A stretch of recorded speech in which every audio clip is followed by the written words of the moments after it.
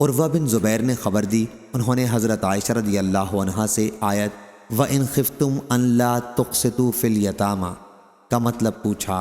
انہوں نے کہا میرے بھانجے، اس کا مطلب یہ ہے کہ ایک یتیم لڑکی اپنے ولی کی پرورش میں ہو اور اس کی جائیداد کے حصے دار ہو، ترکے کی روح سے اس کا حصہ ہو۔ اب اس ولی کو اس کی مالداری خوبصورتی پسند آئے، اس سے نکاح کرنا چاہے،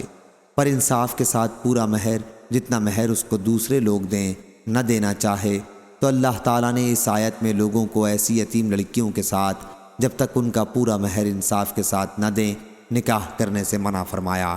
اور ان کو یہ حکم دیا کہ تم دوسری عورتوں سے جو تم کو بھلی لگیں نکاح کر لو، یتیم لڑکی کا نقصان نہ کرو۔ عروہ نے کہا حضرت عائشہ رضی اللہ عنہا کہتی تھیں اس آیت کے اترنے کے بعد لوگوں نے پھر حضرت صلی اللہ علیہ وسلم سے اس بارے میں مسئلہ پوچھا۔